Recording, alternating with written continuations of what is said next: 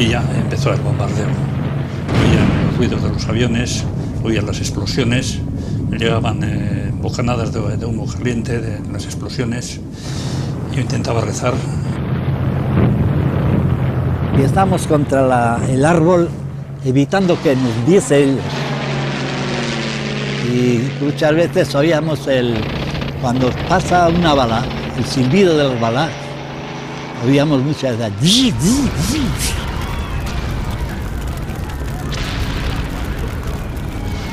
Estaba todo como con luna llena, todo claro, como si fuera todo fuego ardiendo.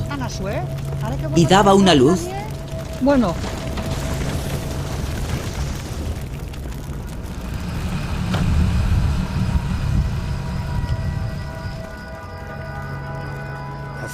Yo creo que el artículo de Steer sobre el bombardeo de Guernica, publicado el 28 de abril, miércoles, en la portada del New York Times y en la vuelta de portada del Times, consiguió mayor impacto que ninguna otra noticia sobre la guerra civil española.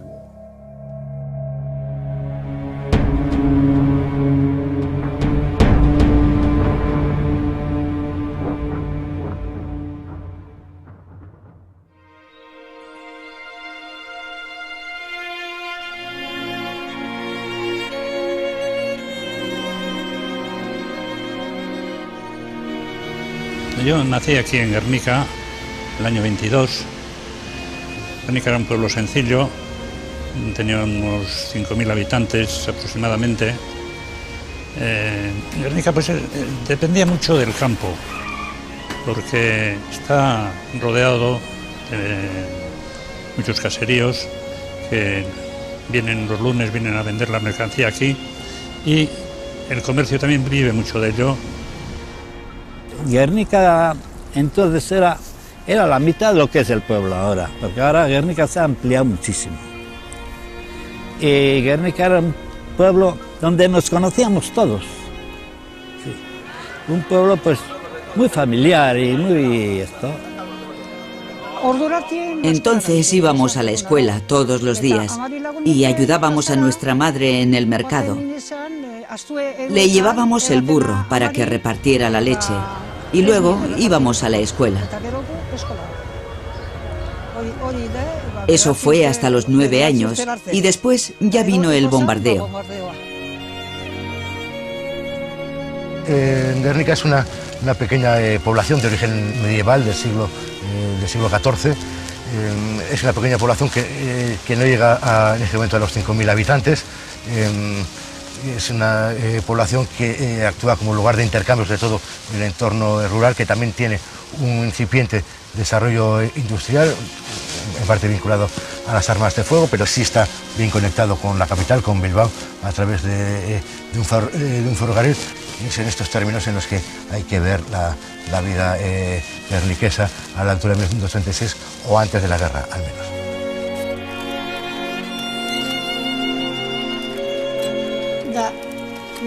Y alguien fue a mi madre diciendo: Gerundina, así se llamaba.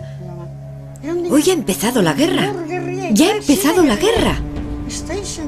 ¿Qué vamos a hacer, Marcelino? Pues recoger las cosas, que lo tenemos mal, muy mal. Sí, básicamente lo que se produce el 18 de julio de 36 es un golpe de Estado que va a fracasar, y a partir de ahí se va a producir la gran escisión dentro de la sociedad española. Está el ejército, seguido políticamente por la derecha católica, por la derecha tradicional, que va a apoyar la sublevación, mientras que las fuerzas del Frente Popular, las fuerzas democráticas, las fuerzas de izquierda, van a defender la legalidad, van a defender a la República. A comienzos de los años 30 empezamos a asistir a esa terrible polarización en Europa. Hay que recordar en Alemania el ascenso de Hitler al poder en 1933, con Mussolini ya en Italia, formando un eje entre ellos. Y por la otra parte, obviamente, la Unión Soviética. Pero las democracias como Gran Bretaña y Francia se encontraron en una posición muy complicada, particularmente Francia, que se enfrentaba a una potencial revolución o una guerra civil en sus propias fronteras. En el fondo, Hitler no tenía ningún interés estratégico en el oeste de Europa, pero a mediados de los años 30 tenía que contar, en contra de sus primeras esperanzas, con que Gran Bretaña no se quedaría neutral si él se volvía agresivo en el este. Si pactaba con Mussolini sobre el tablero de guerra español, era también una forma de implicarle más como aliado. Pues el 18 de julio tenía la novia en Erandio y pensaba, bueno, pues esta tarde voy a ir a buscarla y vamos a ir a pasear, como siempre. Oye, ¿qué? Dicen que se han sublevado en África. ¿Que se han sublevado? ¿Qué? Pues el ejército, coño, ¿quién va a ser? ¿No? ¿Y qué? Bueno, hay que ir a buscar las escopetas y una manta. Bueno, pero yo no tengo escopetas. Bueno, pero hay que requisar las escopetas y los revólveres que hay ahí, eso, y a patrullar. Franco envió emisarios de Hitler pidiendo aviones de transporte para enviar sus tropas desde África a través del estrecho de Gibraltar hasta el sur de España. El 25 de julio, 2 emisarios de Franco llegaron a Berlín en un avión y fueron trasladados al sur de Alemania, donde Hitler estaba en el Festival de Wagner de Bayreuth. Cuando acabó la ópera, Hitler, entusiasmado, decidió ayudarles inmediatamente enviando aviones de transporte Junkers 52, que después serían utilizados como bombarderos. Y Göring estaba encantado por esta magnífica oportunidad para probar su Luftwaffe. Lo nombraron con una palabra clave, Feuersauber, fuego mágico, el título del último acto de la ópera.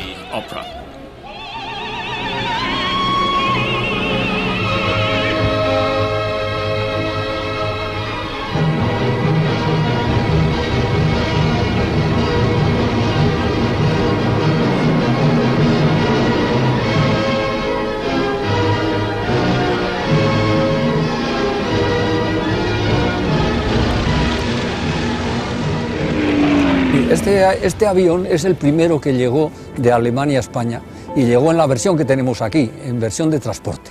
Su misión fue importante en el puente aéreo del Estrecho y ya cuando estos aviones entraron ya empezaron a pasar 500 hombres al día, o sea, prácticamente un batallón diario. Le metieron en el interior del fuselaje 6 pozos verticales y en cada uno de los pozos podía ir una bomba de 250 kilos y podía sustituirse la bomba de 250 kilos por 4 de 50. Y luego también podían entrar paquetes de bombas incendiarias de 1 kilo.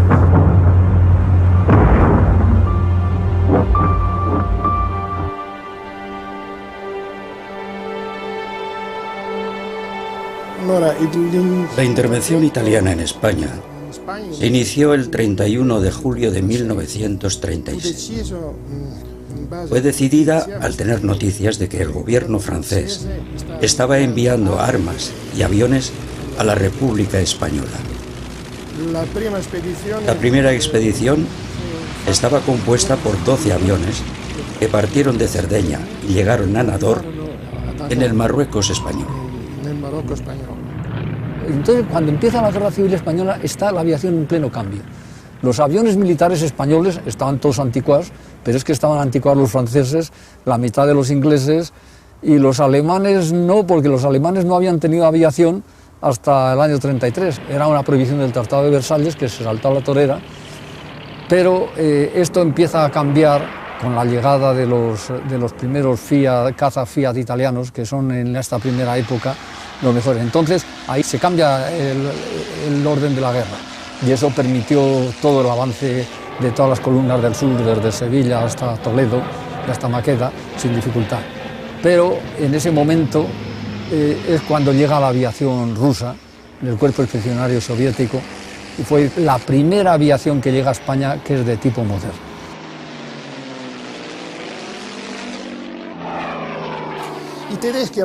Los alemanes necesitaban de los italianos, sobre todo para que los cazas italianos escoltaran a sus bombarderos, que eran muy lentos y vulnerables, ya que sus cazas Heinkel eran absolutamente insuficientes e incapaces de competir con los cazas rusos.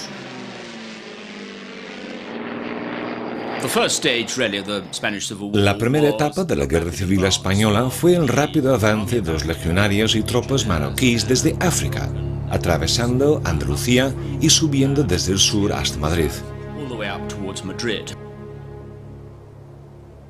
George Steer fue enviado por el Times como corresponsal para cubrir la Guerra Civil Española desde la frontera. Su primer contacto con la guerra fue desde el norte del País Vasco. Después, Steer abandonó su empleo en el Times para terminar su libro sobre Abisinia y se introdujo en territorio nacional. Terminó su libro ahí, en Burgos y en Toledo. Todo ese territorio estaba ocupado por Franco y él lo encontró bastante desagradable. Entonces, Francia propuso a Inglaterra el Comité de No Intervención, que hasta cierto punto los ingleses ya habían sugerido, y que al final resultó un acuerdo basado en que, para ayudar a la República, quizá era mejor tener una completa línea de seguridad alrededor de España que preveniera la entrada de armas desde cualquier dirección. George Steer ironizaba sobre esto. En su libro sobre Guernica describe lo ocurrido como la primera consecuencia de la no intervención en España. Y resulta evidente que la no intervención significa que los fascistas vencen. Franco insistía con una ofensiva tras otra sobre Madrid, pero ya en la primavera de 1937 fue persuadido por los asesores alemanes de que debía atacar al norte, porque si no, volvería a fracasar. Ahora se necesitaba rápidamente un éxito por parte de los sublevados, y estaba esa estrecha franja en el norte, la costa atlántica de Vizcaya. Entonces fue cuando la Legión Cóndor se convirtió en lo que sería para el resto de la Guerra Civil Española, una fuerza aérea desplazada, autónoma y compacta. La zona republicana del norte no era todo igual. En el centro estaban Asturias y Santander, donde los mandos eran socialistas y comunistas. El País Vasco era muy diferente. Eran conservadores y católicos. Sus líderes eran demócratas cristianos. La única razón por la que se había alineado con la República era por la promesa de darle su autonomía. Hay católicos vascos que se ponen del lado de Franco y católicos vascos que no se ponen, que se ponen a favor de la República. La parte nacionalista del catolicismo sí se va a posicionar a favor de la República por la vía de la defensa de la autonomía. En todo caso va a ser un factor diferencial, puesto que va a ser el único partido confesionalmente católico que se va a posicionar en favor de la República. De ahí, en cierto modo, su importancia estratégica dentro del conglomerado de fuerzas que están apoyando la legalidad republicana. La experiencia de Steer en el bando nacional fue muy desafortunada. Lugares monstruosos, gente horrible. Pero cuando llegó al País Vasco en enero de 1937, el gobierno vasco le acogió y le dijeron: puedes ver lo que quieras. Querían ayudarle. Así que encontró buenos contactos. Y eso ayuda a un periodista, esa proximidad.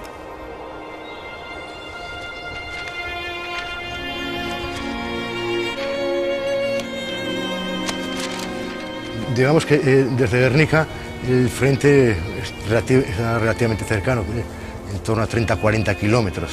No está en el frente, pero el frente está todo relativamente cerca.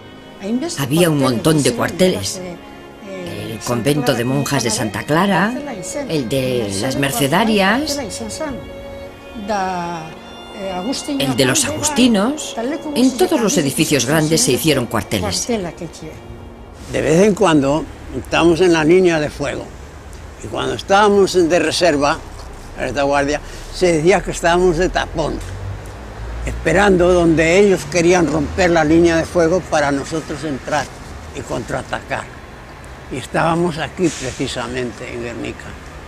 Y claro, en Guernica pues cada vez más gente y más movimiento en el pueblo, y nosotros andábamos a nuestro aire.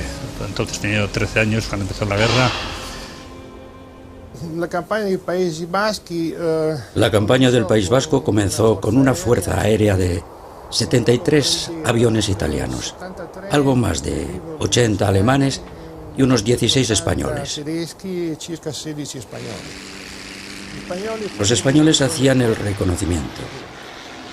Los alemanes aportaban la masa de bombarderos pesados con sus Junkers y los italianos ponían los cazas. La ofensiva fue apoyada inmediatamente con bombardeos aéreos muy dentro tras el frente, dirigidos contra las reservas y altos mandos de las divisiones. Y por cierto, sin contemplaciones con la población civil, según escribió Richtofen. El comandante en jefe de la Legión Cóndor era el general Hugo Speer, que estaba destinado con Franco en su cuartel general. Pero realmente el hombre clave era el comandante de campo, el coronel Wolfgang von Richthofen, un hombre duro y brutal, odiado incluso entre los propios oficiales alemanes. Entonces, en la aviación del norte, hacía de jefe de Estado Mayor conjunto de las tres aviaciones, era Richtofen. O sea, Richtofen no solo era el jefe de Estado Mayor de la Legión Cóndor, era además el jefe de Estado Mayor del conjunto. Richtofen tomaba notas sobre su actividad, sus impresiones personales, y las recogía todas las noches en un diario. Estos manuscritos eran enviados después a Berlín, pero no formaban parte del archivo de la Luftwaffe o de la Legión Cóndor. Por tanto, estos documentos tienen una gran credibilidad. Steer estaba alojado en ese hotel con los otros periodistas, así que vivían en una ciudad bajo bombardeos aéreos y además viajaba al frente. Y el País Vasco no es tan grande, puedes desplazarte fácilmente a cualquier parte y ver de cerca lo que pasa. Y el frente se iba acercando poco a poco a la ciudad. Como los alemanes podían comunicarse directamente con sus agentes destacados dentro de las unidades militares españolas, a menudo tenían una mejor percepción del conjunto de la situación militar que los propios mandos españoles. Como consecuencia, tal como escribe el propio Richtofen, su influencia sobre el conjunto de las operaciones resultaba decisiva. Entonces, Richtofen vio militarmente, vio claramente lo que había que hacer. O sea, que Mola había dado orden de ocupar primero Durango y una vez ocupado Durango, después ocupar Guernica. Y Richtofen se dio cuenta, dada la situación, que era conveniente alterar el orden. Entonces, Richtofen estaba tratando de convencer y empeñado en convencer a Vigón. Era el jefe de Estado Mayor de Solchaga. Pero Mola se mantuvo firme en su idea de primero ocupar Durango y luego Guernica.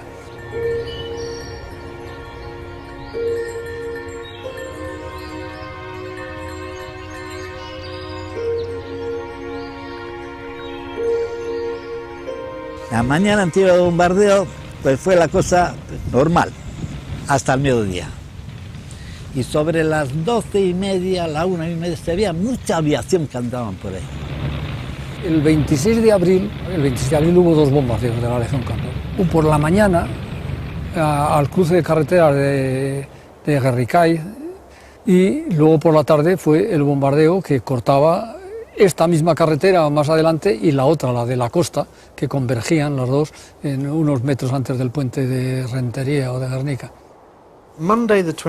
El lunes 26 de abril amaneció como un día más de guerra.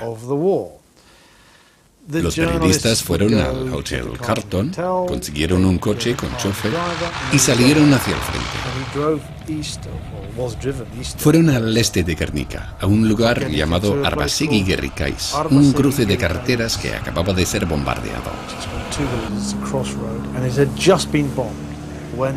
Cuando de repente aparecieron, tras los montes, media docena de aviones Heinkel 51, equipados con ametralladoras, que les atacaron.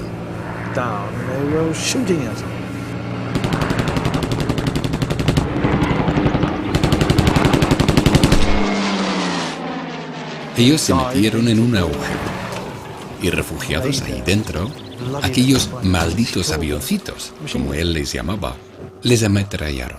Y creíamos que ellos querían dividir el frente en dos, cortar por Amorebieta, cortar y agarrar todas las fuerzas republicanas de este sector.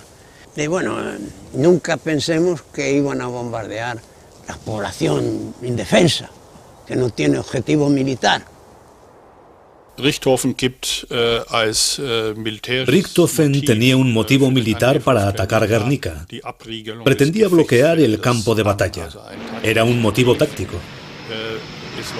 El 25 de abril se había desmoronado el Frente Vasco y él vio la oportunidad de cercar gran parte de los efectivos vascos que se encontraban alrededor de Marquina.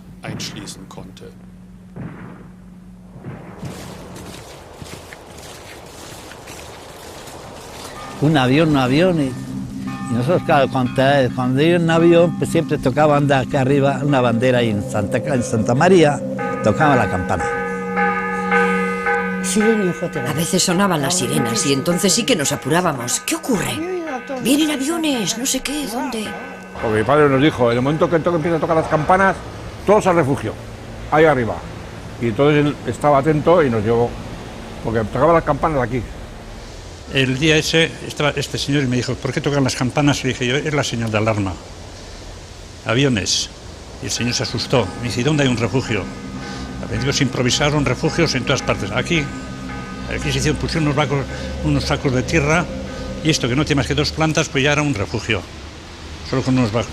Pero luego, después de lo que se vio, el bombardeo de otros sitios, de Eibar y de Durango y esto, entonces ya excavaron aquí unas 4 túneles, 4 refugios.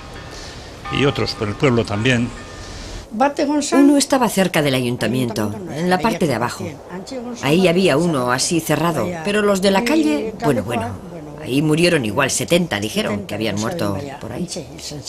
Nos decían nosotros que en caso de que haya algún bombardeo o algo de eso, que no nos metamos nunca en refugios. A poder ser, procurar ir a campo otra vez. Pues bueno, subimos, estaba ahí enfrente, estaba el banco, subimos, atravesamos eso, llegamos aquí. Aquí se celebraba entonces el mercado. O sea, esto estaba lleno de las aldeanas que habían venido con sus cosas, los naranjeros y los quincalleros y todo esto. Pues. El primero que llegó a Guernica era un avión de reconocimiento, el Dornier 17, un bimotor monoplano con tren retráctil y doble deriva, o sea, es clarísimo.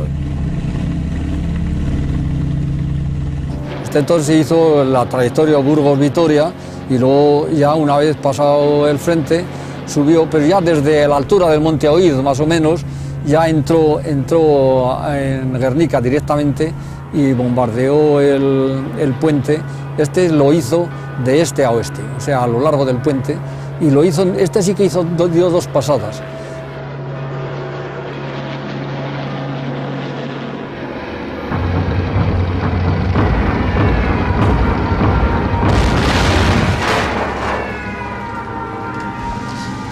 Al llegar aquí a la plaza se oían las primeras explosiones, un poco lejanas.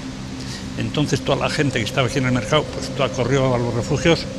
A mí me empujaron hasta el interior de uno de ellos, este es el primero que está aquí, hasta dentro del todo.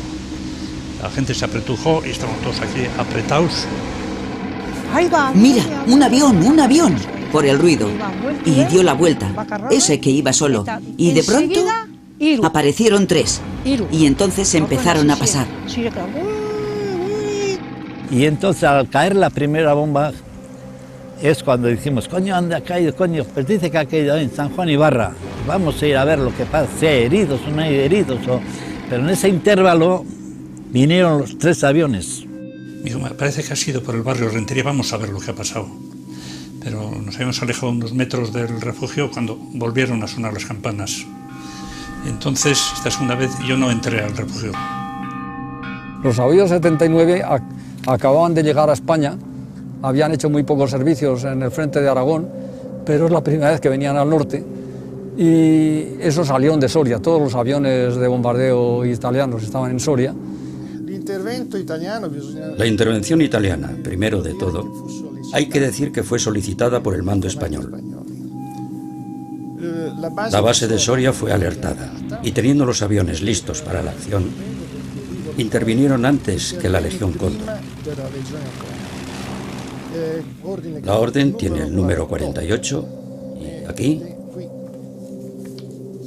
decía claramente: objeto, bombardeo del puente de Guernica. El enemigo se retira hacia Bilbao atravesando Guernica, donde convergen varias carreteras provenientes del este que se reúnen en el puente de Guernica, al este del pueblo. El pueblo, por evidentes razones políticas, no debe ser bombardeado. Por lo tanto, los 3 S-79 salieron con una carga de 36 bombas de 50 kilos, que se consideraron suficientes para destruir aquel pequeño puente que atraviesa el río Oca en las afueras de Guernica. Y esos vinieron desde Soria, esos siguieron, claro, la ruta sur-norte, llegaron al mar muy a la derecha de Guernica y entonces ellos giraron a la altura del Anchove, giraron, entraron por la ría de Mundaca y bombardearon ya el puente de norte a sur.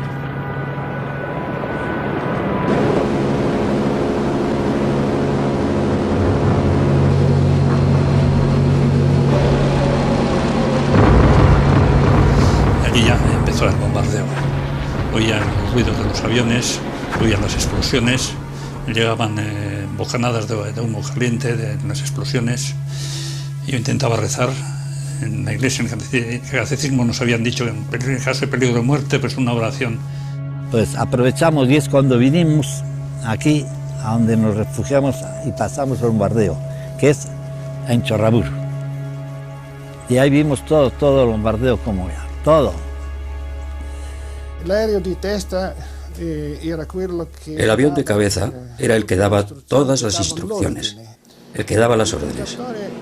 El apuntador alineó el avión del capitán Castellani sobre una cierta línea y comenzó a preparar la serie de lanzamientos, de forma que las bombas cayeran a intervalos regulares, imitado por los otros 2 aviones de la patrulla.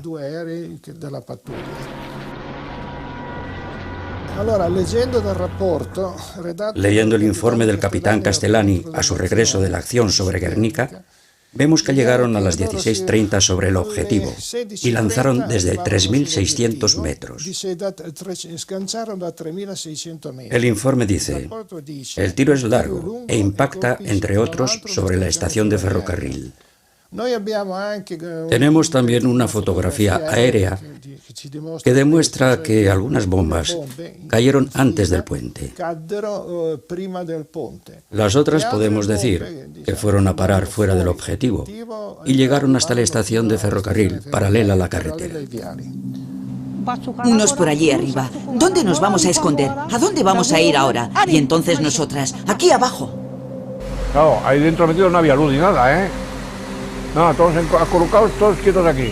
Alguno a lo mejor que encendería alguna vela o una cosa de esas, no había luz, nada. Ahora lo estoy viendo, pues me he quedado. Este no es el buque yo que lo he visto, porque yo que era el niño, para mí era grandísimo. Métete en un sitio de eso. Ahí que estaríamos. Por lo del barrio, parte de lo del barrio estaríamos ahí. No estaríamos muchos. Ahí no, a lo mejor no estábamos 100, ¿eh? Otra patrulla distinta fue también enviada a escoltar a los Junkers. La única noticia que tenemos sobre esta acción es el testimonio del teniente Corrado Ricci. Me dijo que él y su patrulla habían alzado el vuelo 2 veces y que una de ellas no encontraron a los aviones alemanes en el lugar de cita previsto. El teniente Ricci, al frente de una patrulla de 5 Fiat, estaba patrullando en los alrededores de su campo de Vitoria en espera de la formación principal alemana. Pero aquella formación se hizo esperar más de media hora, lo cual le extrañó mucho a Ricci, porque dice que los alemanes de la Legión Cóndor eran extraordinariamente puntuales. Y entonces le extrañó. Bueno, cuando llevaba media hora esperando, apareció un Heinkel 111 y entonces pues, le acompañó hasta Guernica.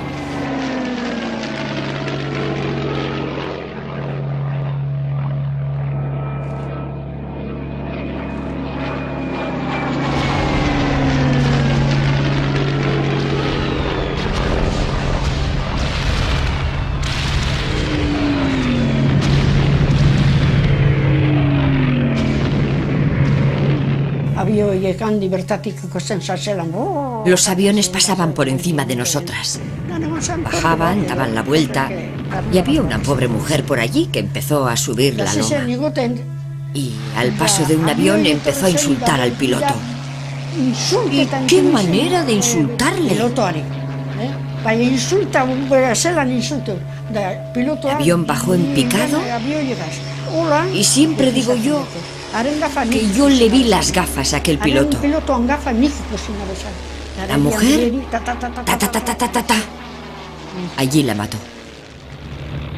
Y entonces en Vitoria y él ya, Ricci, como había estado media hora patrullando por Vitoria y mientras fueron a Guernica y volvieron ya había agotado su autonomía, entonces tomó tierra, pero dice que antes de tomar tierra vio venir una formación que él me dijo de 17 Junker 52. Esa es la duda que todavía continúa, si fueron 17, 18 o 19. Pero bueno, eso es muy poca imprecisión. Die Legion Condor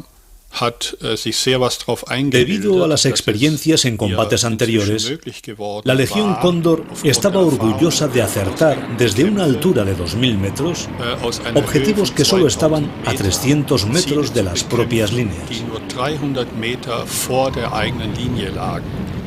Por tanto, nadie de la Legión Cóndor podía esperar que, teniendo como objetivo el puente de Guernica, Rentería y las carreteras, no fuera a caer ninguna bomba en el centro de la ciudad. La realidad es que ya cuando llegan los Junkers, eso sí que se sabe perfectamente su trayectoria. Ellos van también hasta el mar, también paralelos al frente, van hasta el mar, entran también de norte a sur por la ría de Mundaca. Los aviones venían de la parte aquella de allí, donde está el monte Oiz, donde están las antenas de Oiz. De allí venían para acá. Luego se metían hacia la ría, daban por ahí la vuelta, venían por la ría y luego empezaban a bombardear.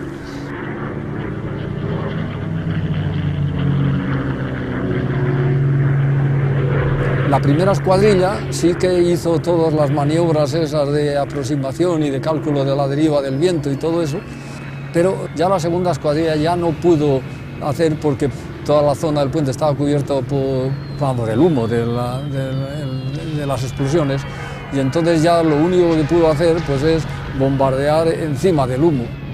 Y la tercera, que me lo contó eso con pelos y señales, von Kraft, hizo lo mismo, y él lo único que veía es el humo y algunas llamas, decía que ya veía algunas llamas, entonces pues bombardeó encima.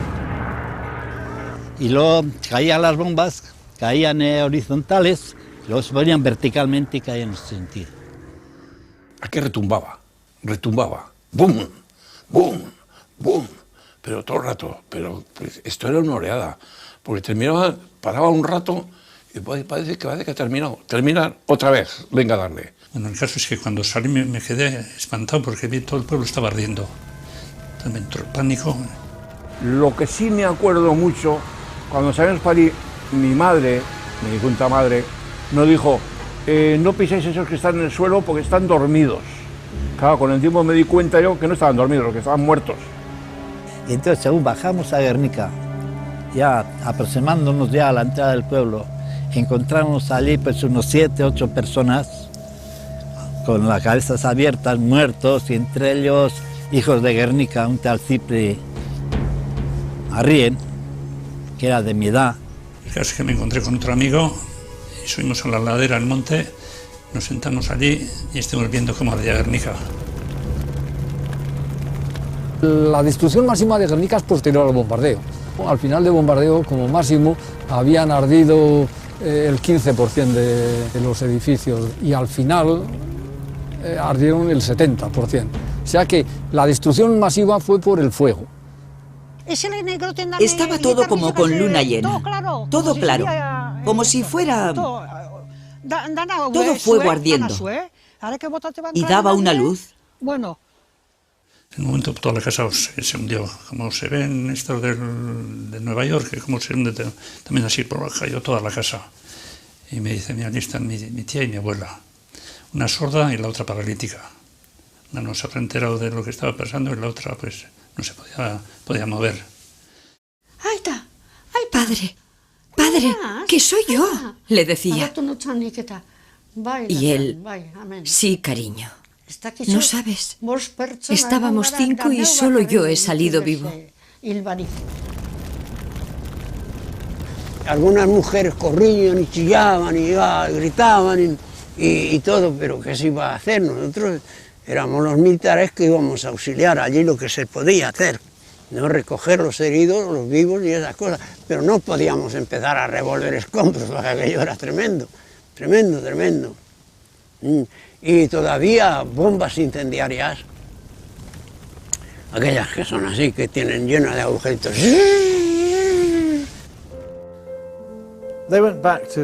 Los periodistas habían vuelto para escribir sus crónicas. Los barcos que habían llegado, los ataques, la lista de lugares bombardeados. Muchos lugares bombardeados. Marquina, Arbasegui, Guerricáis. Y estaban cenando tarde, al estilo español, cuando llegó la noticia de que Guernica estaba ardiendo. Y entonces se levantaron de la mesa, cogieron su coche y salieron. En mitad de la noche, pasadas las 10. Se dirigieron hacia Guernica y cuando llegaban, tras los montes, vieron un gran resplandor rojo en el cielo. Y aquello era la ciudad en llamas. Cuando llegaron, los bombarderos ya se habían ido, pero habían arrojado bombas incendiarias que habían provocado un enorme incendio. Los bombarderos, los que habían bombardeado Guerricáis por la mañana, llegaron tarde a Burgos y entonces en la comida es cuando les dijeron que el bombardeo de la tarde era el puente de Guernica.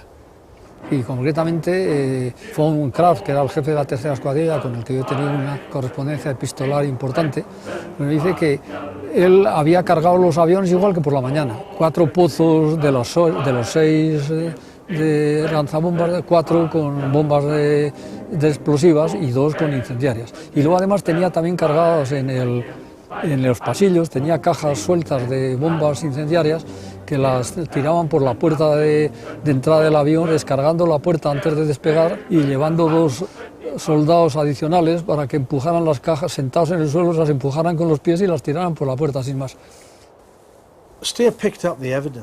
Steer encontró pruebas de lo que había sucedido en Guernica. Eran bombas incendiarias, brillantes y plateadas. Las bombas incendiarias tenían grabada la cabeza del águila alemana y las letras RH 1936, Rheindorf Factory 1936. Tenían la marca del fabricante. Y esa es la prueba que necesita un periodista. Y estas bombas incendiarias eran las mismas que se utilizaron después aquí, en el bombardeo de Londres. Estas bombas incendiarias fueron probadas primero en España, y el ejemplo más dramático fue Guernica.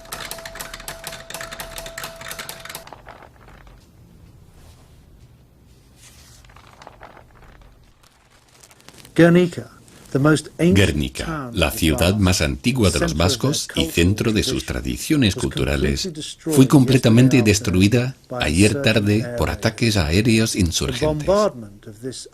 El bombardeo de esta ciudad abierta, lejos del frente, duró exactamente 3 horas y cuarto, durante las cuales una poderosa flota de aviones alemanes de 3 tipos, bombarderos Junkers, Heinkel y cazas Heinkel, arrojaron ininterrumpidamente sobre la ciudad bombas de hasta 1000 libras y, según estimaciones, más de 3000 proyectiles incendiarios de aluminio. Los cazas, entre tanto, volando bajo, lejos del centro de la ciudad, ametrallaban a quienes buscaban refugio en el campo.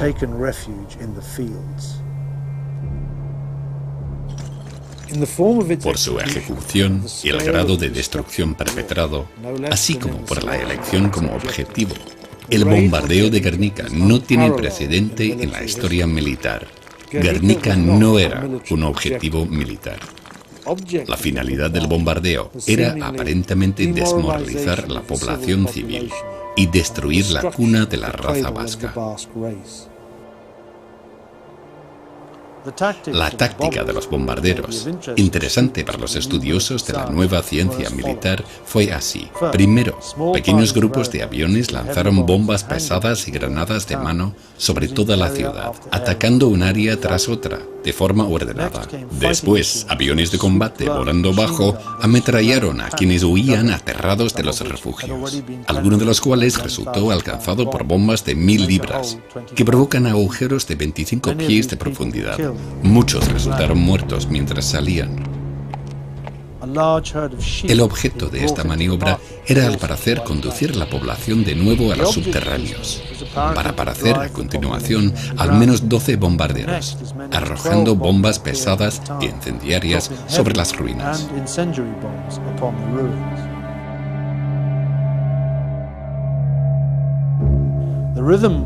El ritmo del bombardeo tenía una lógica. Primero, granadas y bombas pesadas para sembrar el pánico en la población. Luego, ametrallarlos para obligarles a refugiarse bajo tierra. Después, bombas pesadas e incendiarias para derrumbar las casas sobre sus víctimas.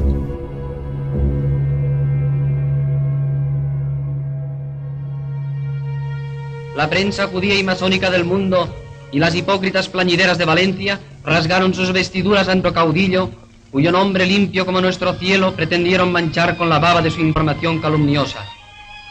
La cámara fotográfica que no sabe mentir dice bien claro que tanta y tamaña destrucción no fue sino obra de incendiarios y dinamiteros. Aujourd'hui, Guernica n'est plus qu'un amas de ruines. Vision tragique qui nous rappelle celle des villages de la Meuse après les combats qui se livrèrent autour de Verdun.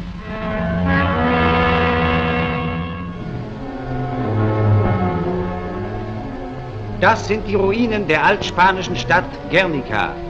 Wenige Stunden nachdem die bolschewistischen Mordbrenner von den nationalen Truppen vertrieben worden waren. Die jüdische Lügenpresse behauptete, deutsche Flugzeuge hätten die Stadt bombardiert. Jedoch musste die internationale Weltpresse diese Meldung sehr bald als Pressemanöver der Bolschewisten brandmarken, welche selbst die gesamte Stadt beim Verlassen Haus für Haus niedergebrannt hatten. Que cuando entraron las tropas del generalísimo Franco, según expresaba él por la radio, que encontraron todo el pueblo de Guernica arrasado y quemado por los rojos separatistas, que en realidad no es verdad, porque soy uno de los presentes que vi completamente todo el bombardeo.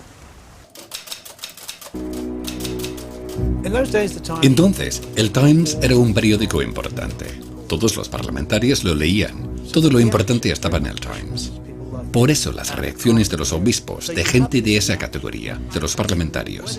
De ahí la reacción de la Iglesia, del Parlamento, de los sindicatos y de quienes apoyaban a la República. En las escuelas y en muchos lugares, aquello provocó una repulsa terrible. Ahora, aquí tenemos un ejemplo. Una ciudad entera quemada. Y no cualquier ciudad. Esa era la ciudad más especial para los vascos. Y eso es sobre lo que Stier escribió. Esto es un ataque y un bombardeo de aviones alemanes e italianos. Y mirad, chicos, esto es lo que os espera. Entonces esto era un campo de experimentación del poder alemán, de la aviación alemana, preparándose, claro, indudablemente para la guerra posterior, que ya se preveía que Alemania ya tenía ahí la intención de hacer la guerra.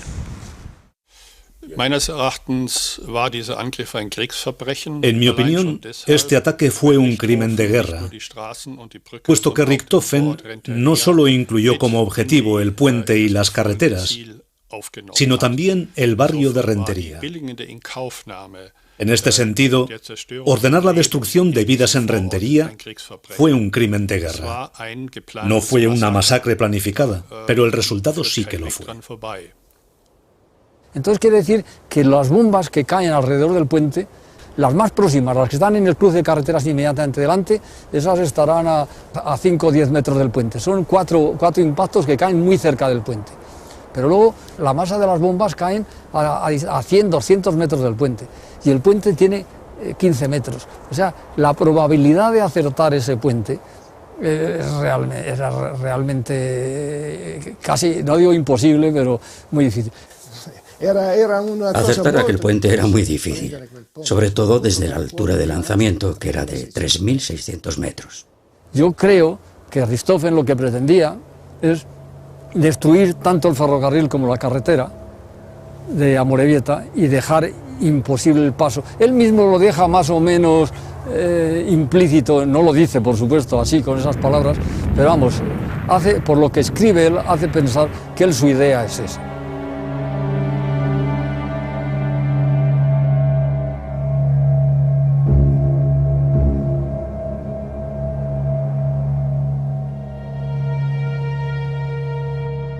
El enterrador, entre el 27 y el 28, enterró a 14 cadáveres. Luego después, en el asilo Calzada, allí mueren del orden de 45 personas, esos están todos identificados. Y luego el otro gran masa de fallecidos es el refugio Santa María. Nunca se sabrá. Quedaron en los escombros, pues justo cuando se podía haber hecho una estadística, una cosa, entraban las fuerzas de Franco. Porque ya en el río ya se oían los cañonazos.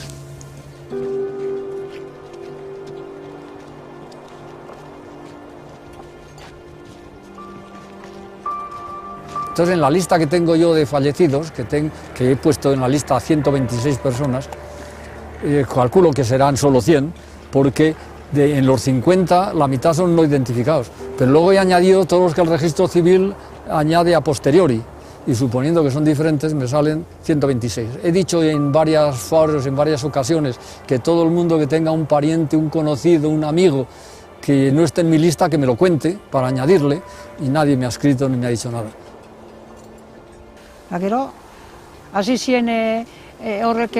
Y luego, cuando ya entraron ellos, mi padre tuvo que ir con los bueyes a recoger cadáveres, a pedazos, para llevarlos al cementerio. Un pedazo ahí, un brazo, una cabeza, otro pedazo, y volvían a casa y no podían ni comer siquiera. Porque no hay compasión. En las guerras no hay compasión. No. Los hombres se matan, sin ningún recelo.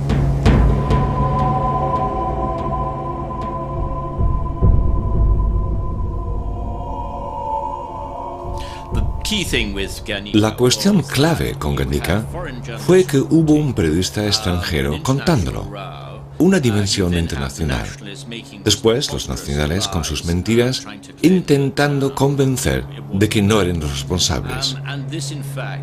Y eso puso de manifiesto el papel de la propaganda sobre la Guerra Civil Española, evidenciando el conflicto mundial de poderes representado por la fractura en este momento en Europa. Apenas sorprendió a nadie cuando súbitamente Guernica se convirtió en un potente símbolo, incluso antes de que Picasso comenzara a pintar su cuadro.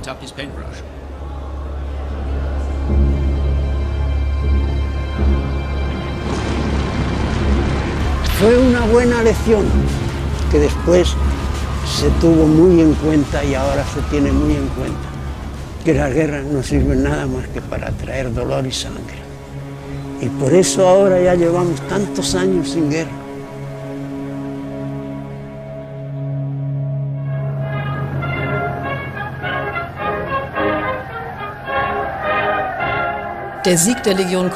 La victoria de la Legión Cóndor fue, por así decirlo, el sentimiento con el que comenzó la Segunda Guerra Mundial, pensando, en el aire somos invencibles. Los pilotos no solo alcanzaron estatus de héroes, sino que eran casi como las actuales estrellas de cine, firmando autógrafos. Siempre decíamos, Dios mío, los de ahí abajo lo tienen mucho peor que nosotros, sí. Mueren más que nosotros aquí arriba, sí. Nosotros lo tenemos mucho mejor. Nosotros lo vemos desde lejos. La miseria real no la vemos.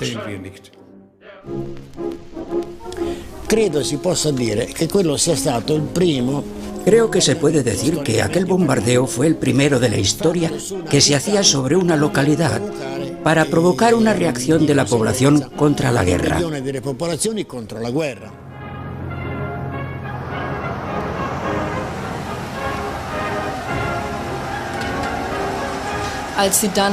Cuando llegaron a Alemania, fueron recibidos con grandes honores militares, en Hamburgo y en Berlín. La maquinaria propagandística de Goebbels se puso en marcha ya en mayo y junio de 1939. En la Segunda Guerra Mundial, la propaganda nacionalsocialista jugó esta carta de forma contundente. Die siegreichen Soldaten des Dritten Reiches ziehen durchs Brandenburger Tor. Entonces decíamos, ese es el andagonazo de alerta, que copien los franceses, que copien los ingleses lo que nos está pasando a nosotros, que eso ahí no para.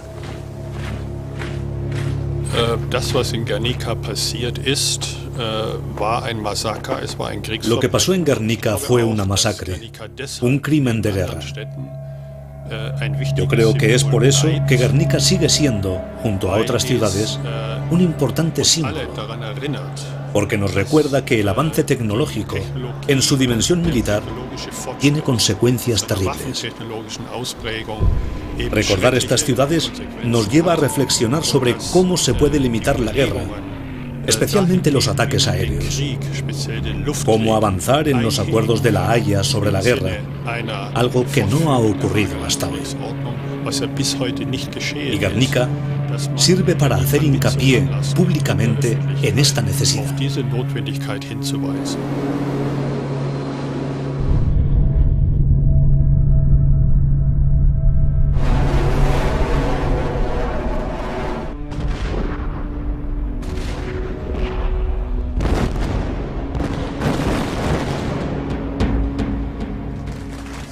Bueno, pues Juan Gutiérrez, pues este consiguió que el presidente alemán reconociera que había sido la Legión Cóndor alemana la que había bombardeado Guernica.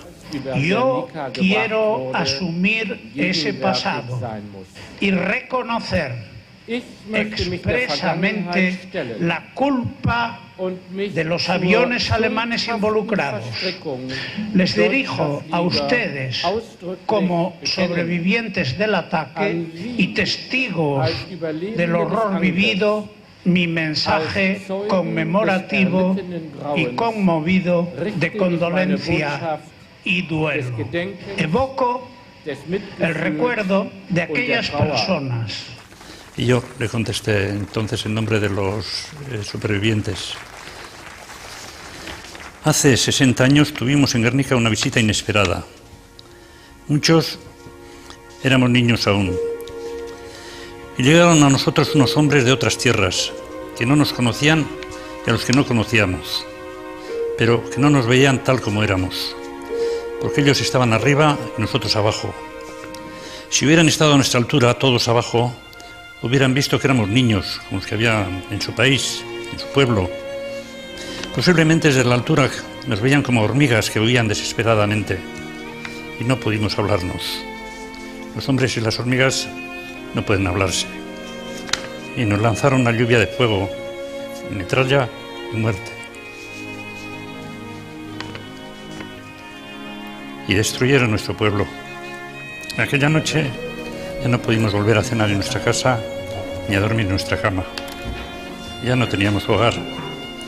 Pero aquel acto incomprensible para nosotros no nos dejó un sentimiento de odio o de venganza, sino un deseo enorme e inmenso de paz, de que aquello no debía suceder nunca más y de que de las ruinas de lo que fue nuestro pueblo debía surgir una bandera de paz para todos los pueblos del mundo.